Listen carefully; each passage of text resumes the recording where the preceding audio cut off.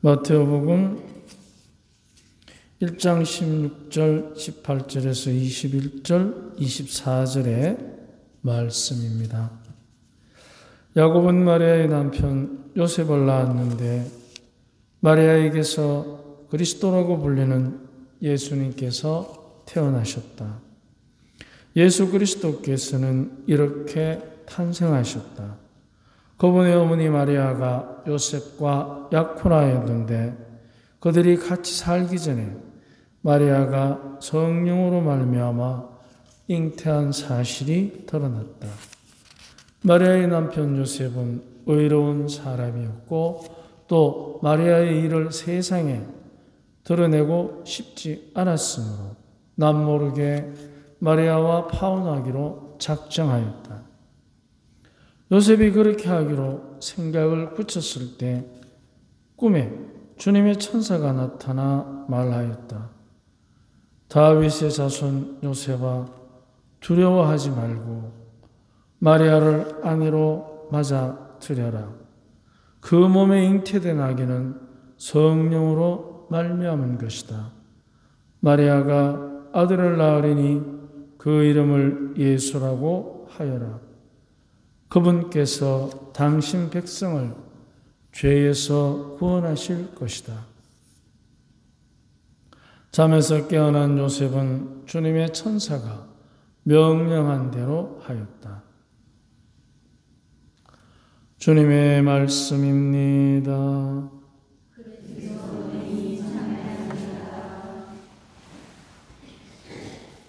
우리는 요셉 성인을 잘 알고 있습니다. 또 그분의 통공, 그분께서 우리 죽음에서 우리를 구원해 주시고 하나님의 자녀로 살아가는데 도움을 주시도록 그분께 통공의 청을 드릴 때가 있습니다.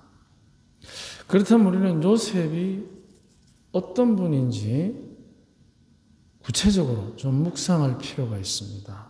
왜냐하면 성모 마리아님 다음으로 우리에게 신앙의 큰 모범을 보여주신 분이기 때문입니다. 첫째, 요셉은 의로운 사람입니다. 오늘 복음 말씀에 요셉은 의로운 사람이었고 라는 말이 있습니다. 19절에 그 말씀이 나옵니다. 의로운 사람이라는 것은 어떤 사람일까? 우리는 대부분 짐작은 하는데 한번 그 의로운 사람이기 때문에 거룩한 사람이 될 수 있는 가능성을 갖고 있는 분입니다. 왜냐하면 의로운 사람이었고 또 마리아의 일을 세상에 드러내고 싶지 않았으므로 남모르게 마리아와 파혼하기로 작정하였다. 이것은 의로운 사람의 의로운 태도입니다. 그런데 우리는 대부분 비상식적으로 생각하는 사람도 많은데 그런 사람은 제쳐두고라도 의롭기 위해서는 먼저 상식적인 사람이 되어야 합니다. 상식적인 사람. 상식적인 사람은 첫째, 이성적입니다. 상식적이 되기 위해서는 굉장히 이성적이어야 합니다. 계산적인 게 아니라 이성적인 것입니다. 이성적인 사람은 현실에서 상대에게 피해를 주지 않습니다. 내가 스스로 내조차고 다른 사람에게 피해를 주지 않고 상식을 지킵니다. 상식은 우리 각자가 피해를 보지 않는 것이 원칙입니다. 남에게 피해 주는 일을 하지 않는 사람.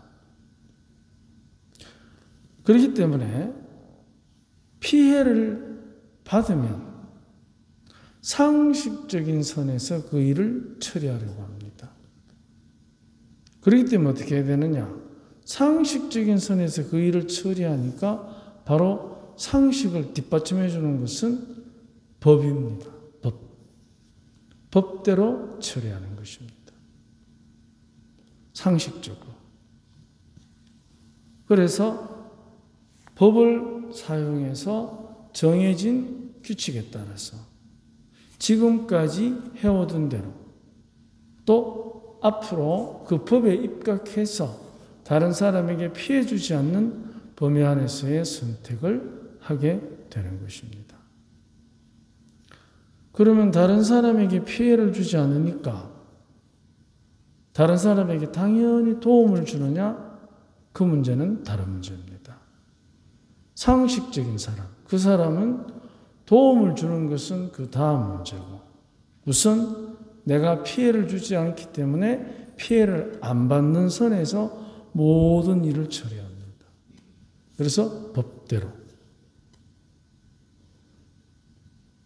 그런데 우리는 가정에서 법대로 해결될 일들이 그렇게 많지 않습니다. 가정생활에서 현행법대로 처리한 일보다 사랑으로 처리할 일이 더 많습니다. 그렇기 때문에 두 번째 단계가 이제 필요합니다. 그게 뭐냐? 합리적으로. 합리적인 것은 서로가 손해보지 않는 폐를 끼치는 것을 넘어서서 피해를 주는 것을 넘어서서 상대에게 손해를 끼치지 않는 겁니다.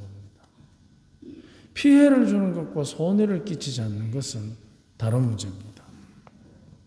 피해를 끼치지 않는 것은 그 사람이 불편함이 없도록 내가 불편을 제공하지 않는 것입니다. 하지만 합리적인 것은 서로가 손해를 안 보는 것이기 때문에 상대가 나 때문에 물질적으로나 또는 체면이나 명예로 손해를 보지 않도록 배려하는 것입니다. 그러면 상식을 위해 합리적인 게 있습니다. 합리적인 사람, 남에게 손해를 끼치지 않는 사람. 그렇다고 해서 이익을 보장해 줄 수는 없지만 손해를 끼치지 않는 것입니다. 우리가 상거래, 장사를 해도 그렇고 사업을 해도 그렇고 다른 사람과 함께 하다못해 개 모임을 하더라도 다른 사람에게 손해를 끼치지 않는 것입니다. 그러면 손해를 안 끼친 만큼 그 사람에게는 이익이 됩니다. 피해를 끼치지 않는 것은 그만큼 그 사람이 편해지게 됩니다. 하지만 손해를 끼치지 않는 것은 상대에게 일정분의 이익이나 체면 또는 명예를 보장해 주는 것입니다. 여기서부터 이제 배려의 깊이가 더 깊어지는 것입니다.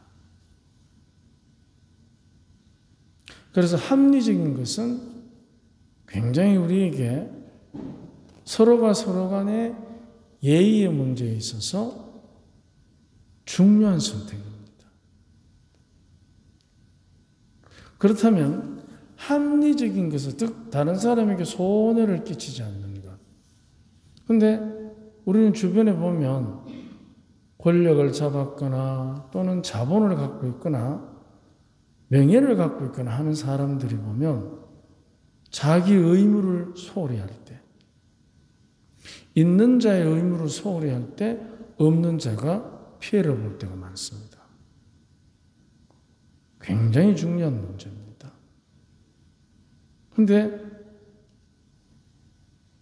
권력을 잡고 자본을 독점하게 되면 그 결과 많은 사람들에게 손해를 끼치는 엉뚱한 결과를 우리는 형제 복지원 사건 들 많이 나오죠. 그것도 하나의 그 예가 됩니다. 얼마나 많은 사람들이 피해를 봅니까? 손해를 봅니까? 그러니까 합리적인 것은 굉장히 중요한데, 그런데 여기에서 많은 사람들이 다른 사람의 손해를 끼치고라도 이윤을 남기려고 합니다.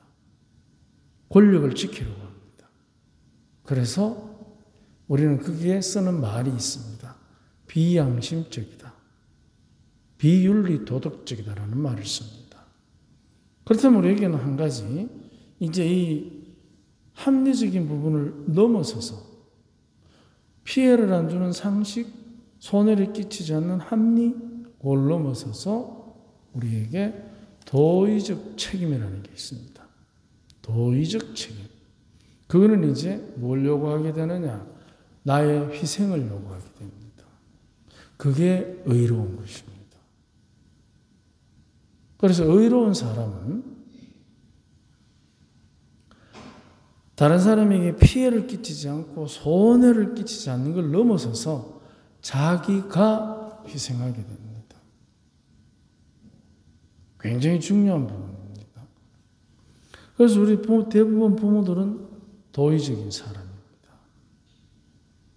도의적 책임을 부모로서 지게 되는 것입니다. 희생을 통해서. 요셉이 바로 의롭다는 것은 여기에 해당할 수 있습니다. 남모르게 파혼하기로 마음먹었다. 자신이 없으니까 그게 아니고 마리아를 생각하기 때문에. 그래서 여기에서 이제 요셉의 의로움의 희생, 그것은 그 당시에 신명기 22장 22절에 보면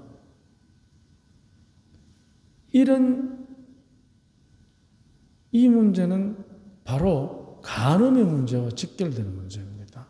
마리아의 문제는. 그래서 거기에 보면 둘 다 하느님의 거룩한 도업에서 악을 뿌리 뽑기 위해서 처단해야 되는 그런 상황에 엄청난 사건인 것입니다. 죽고 사는 문제가 달린 것입니다. 이럴 때 마리아와 파혼하기로 마음먹은 것은 회피라고도 볼 수 있는데 회피가 아니라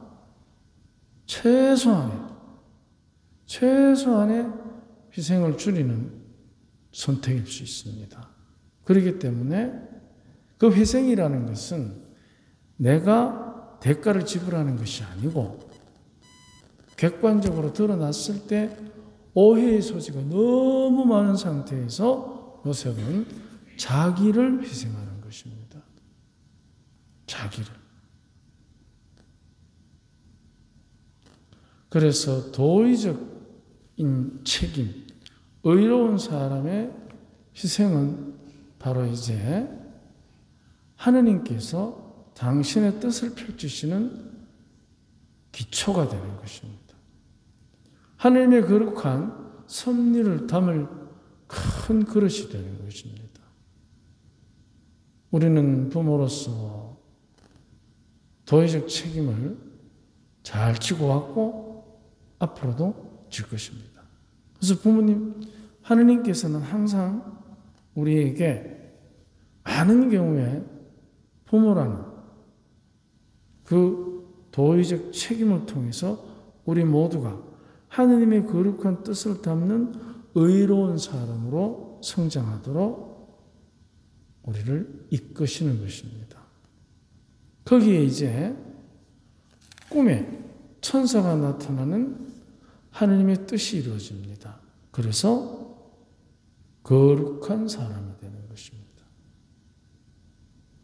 꿈이라는 것은 우리가 잠을 자면 꿈을 꾸는 경우가 있습니다. 물론 그 꿈도 되겠지만 허나 여기에서 꿈이라는 것은 사람의 힘으로는 다다를 수 없는 하느님의 은총이 살아 숨쉬는 그 현장에 대한 표현입니다. 자, 우리가 꿈이라는 걸 잘 보면 요셉이 꿈을 꾼다는 것은 스스로 잠을 잔다는 것입니다. 자기가 선택한 것입니다. 이 의로운 사람이 자기가 남모르게 파혼하기를 마음먹고 자기 스스로가 이제 생각을 굳히게 됩니다. 자기 희생을. 그런데 꿈에, 즉 우리가 꿈을 다스릴 수 있는 사람은 아무도 없습니다. 꾸는 대로 받아들여야 되는 거예요. 분명히 잠은 내가 청했는데 꿈은 지대로 꾸시는 거예요. 그러니까 요셉이 고민 중에 생각을 굳혔을 때 자기가 잠은 청해요. 하지만 꿈에 천사가 나타나는 것은 이제 자기가 스스로 파혼하기로 마음먹고 굳힌 그 희생을 결정했을 때 그것까지는 적극적인 거예요. 자기가.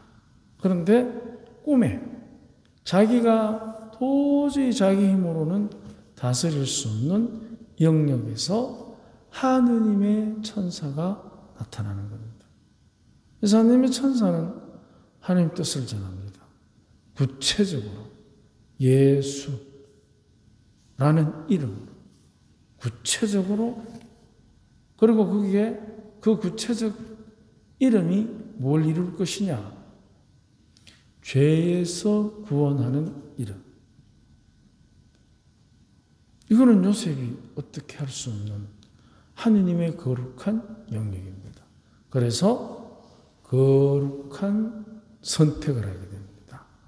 일어나서 사명의 길을 가는 것입니다. 상식적인 선택을 향해서 합법적으로 법을 지키고 다른 사람에게 손해를 끼치지 않기 위해서 합리적으로 행동하고 나아가서 내가 희생하는 도의적 책임을 지고, 그리고 우리는 하느님의 자녀이기 때문에 부모로서 도의적 책임까지는 이미 우리가 수련을 잘 해왔습니다. 아이들 때문에 또 아이들과 관계된 여러 가지의 상황들 속에 얼마나 많은 희생을 지금까지 했습니까? 그 위에 하나님께서 잠은 내가 청하지만 꿈의 내용은 우리가 마음대로 조절할 수 없듯이 하나님께서 당신이 원하는 것에 구체적으로 예수라는 이름으로 죄에서 구원할 것이라는 그 하느님의 아들에 대한 엄청난 사명을 요셉에게 주듯이 우리도 이미 하느님의 자녀인 우리 자녀들의 엄청난 그들의 삶에 대한 하느님의 섭리를 우리는 사명으로 받은 것입니다. 그래서 우리는 그 사명을 지금 잘들 하고 계시는 겁니다. 그런데 왜 우리 아들이 성당에도 안 나가고 사업하면 실패하고 장계도 못 가고 저 모양입니까? 왜 그럴까요? 잠은 자기가 청하나 꿈은 마음대로 할 수 없잖아요. 그렇듯이 아이의 인생은 자기의 인생입니다. 거기까지 우리가 어떻게 책임을 집니까? 그런데 만약에 그것마저 책임지려고 나선다면 오히려 그것은 그 아이의 인생에 간섭이 됩니다. 그 아이의 인생은 그 아이의 것이면서도 동시에 나의 사명입니다. 우리는 하나님께서 우리에게 주신 사명을 최선을 다해서 할 때 거기에서 이제 또 한 가지 우리에게 주어지는 축복이 있습니다. 그건 다름이 아니라 내가 고통을 겪으면 그 고통 속에 그 고통으로 인해서 내가 하느님의 사명을 다해야 될 사람들의 삶에서의 고통을 덜어준다는 것입니다.